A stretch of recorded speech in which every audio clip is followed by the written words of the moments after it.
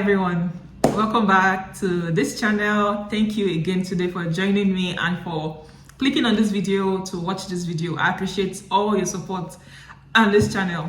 So today I'll be talking about the documents you would need if you plan to come to Canada as a student. This is kind of like a continuation of some of my previous videos.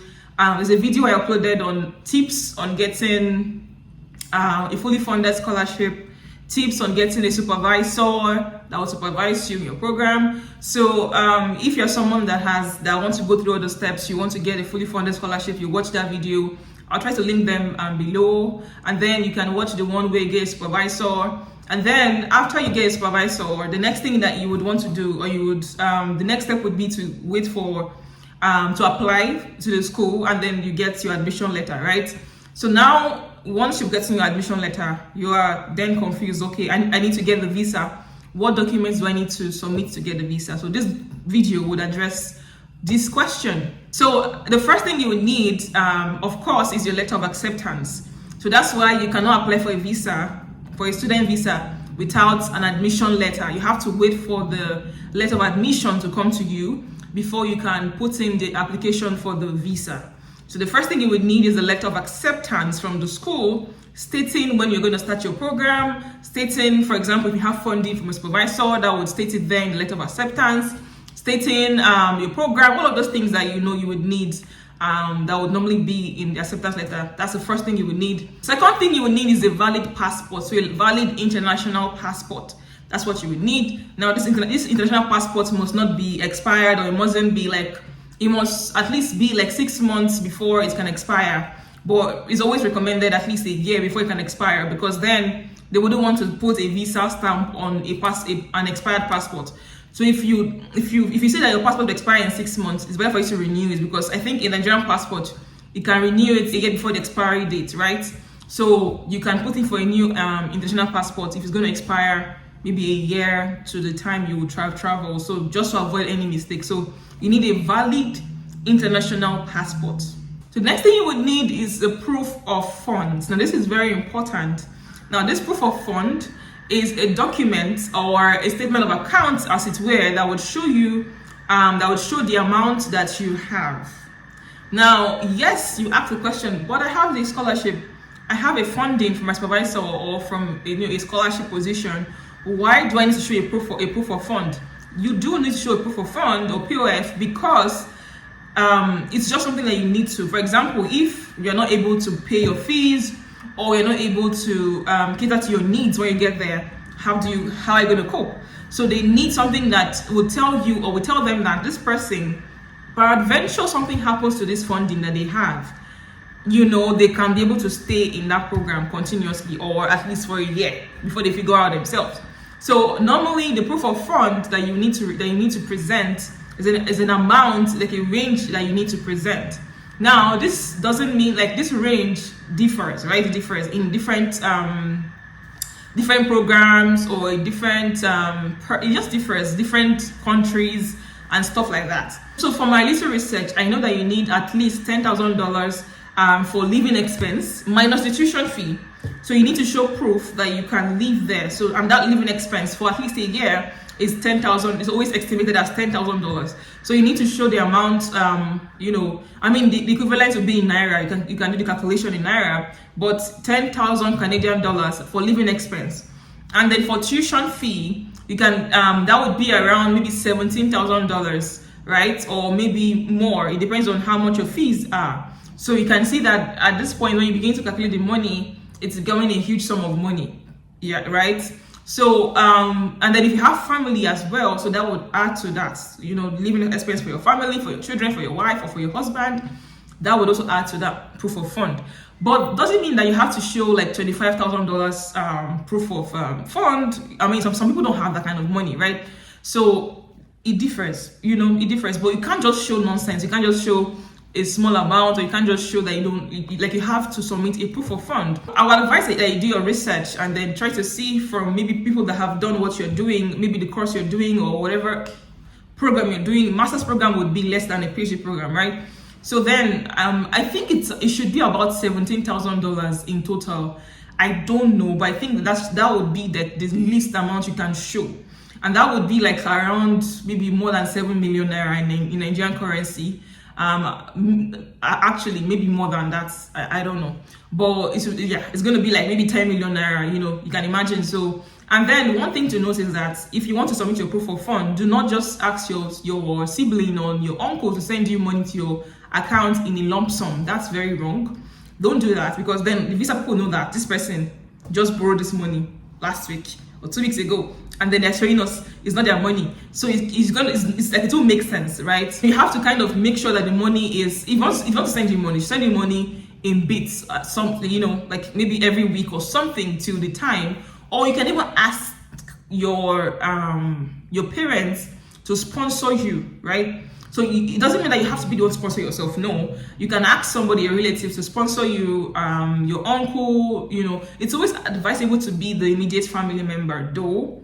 But you can also ask a relative, to like an uncle, or someone to sponsor you. But then you have to kind of state it. So there's a letter you submit, which is called a sponsorship letter.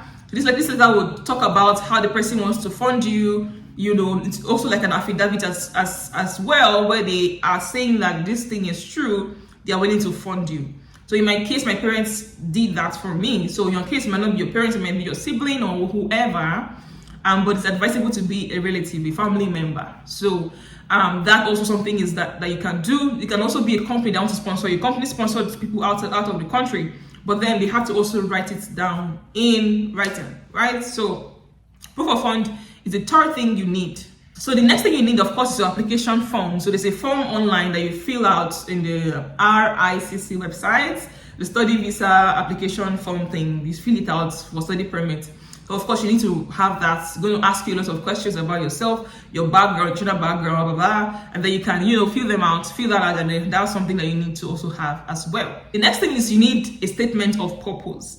Now, this is very important, very, very important, as every other document, of course, but this one is quite important because I've had some people ask me, how can I write an SOP? They're asking me that question. I don't know what to write. Like, you don't know where to start from. What do I put in this SOP? So I'm going to make that in my next video. I'll make a video after this one answering that question, where I'm going to answer, give you some tips on how to write an SOP for your visa application, and it might even help you writing any SOP that you want to write about anything, right? So watch out for that video. The next thing you would need is a medical exam. Now, this part is for people that submitted online application. So there's something called an online application and a paper application. The paper application is where you just write everything and submit, go there in person, and you submit it to the visa office, right? You give it to them, everything's in paper, and then in that case, you wait until they get back to you, right? Then ask you to go and do your medicals. And sometimes, most of the time, when that happens, when they get back to you about medicals, it's a positive thing. It means that they're considering your application. Basically, you need a medical exam especially for those that are doing online application. So you do something called upfront medical. So you submit the medical exam with your application. You've done it upfront to make everything faster, basically. So they would, check everything. So medical exam, if you're doing an online application, is very necessary. The next thing you need is a police clearance letter. Just basically just showing that you're not a criminal. So you have to go to the police station. And you can go to any police station, basically, where you are, and just show that they already know what it is. So they'll write it for you, and then we can submit that as well. So the next thing you will need are like additional documents. So this is a compendium of different documents now. Like for example, your NYSC certificate for those that are in Nigeria. You did NYSC. You submit that as well. That's if you did it. I don't think it's quite compulsory, but it's a good thing to do NYSC before you go out of the country. So NYSC certificates, your BSc certificate, MSc if you did MSc, all of the certificates you have, submit them. Best certificate, of course. You submit anything, your awards. Like me, I had like awards. So I wrote in my study plan, my SOP, I had awards. So I showed proof that I had awards, like those awards that I won. Also your transcripts as well from your university. You can just submit the unofficial transcripts if you have them. Submit everything that shows that you are a serious person. If you have your letter or from your workplace, or maybe from your boss, you can get them to write a letter for you to reference, like to make sure to show that you're a great person. The more documents you submit, the better. There's nothing like these documents, is not necessary. It's necessary. If it's needed, though, don't submit something that would complicate the issue, right? Like me personally, I submitted the birth certificate of all my siblings. I told them in my SOP that I have 5 siblings. I submitted the birth certificate of all of them. I showed them that, see my siblings. I showed, just to show like because I did paper application, so it was a bulk of information, and by God's grace I got it. Once I applied, it came out in like no time. So everything is necessary, because your SOP, which I'll talk about, you have every single thing there, and you're referencing it that, okay, you write it in brackets, attached, this is attached, I did this, I attached it as a proof that you actually did those things, right?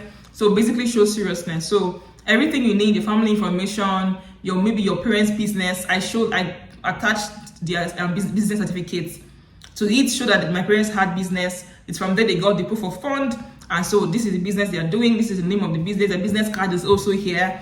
Every single thing you can think of, just think of every single thing and just submit it. And then you can check online as well, maybe on the IRCC website, to see if there are other documents that I haven't mentioned that is also necessary. Do your research as well, the things that you think you might need, depending on your country as well. And so lastly, I'll mention that please take your time with your application. Do not rush it. And that's the mistake that most people do. They rush it. They say, let me apply. I got my admission. I want to resume in September. Let me apply now. And they rush it, and they get rejected, and they apply again. And just take your time. You can apply once, but then that once is just like you're done. Like they will approve it, because they can't deny this application is so good, right? So once you've done all these things I've mentioned, you have them, then take your time. The time you take to put in the application, it might be a long time, but you won't regret it. Gather all your documents and then lay your hands on it and pray. That anybody that sees the application, the person will favor me. Pray. No, it's not a joke. You have to pray. You have to lay your hands on it and you pray before you send it out, because it's only God that can help us in this situation, right? So if God wants us to travel to Canada, we will travel. Nobody will stop it, right? So when they see your application, they will say, this application, they will put it in the top, at the top. This one is a very important one, So if you don't pray on it, like how would you won't have faith. But when you pray, you have faith that God would answer. God will make the visa to be approved in no time. And that would be your portion in Jesus' name. So if you have any more questions, please let me know. Leave them in the comment section. I'll answer them. And if you want to do more videos about some of these things I've said, maybe like the proof of fund, I can talk about it further as well. And then, just let me know in the comment section, right? So yeah, thank you for watching this video. I appreciate you, and I will see you in my next video. Be blessed. Bye.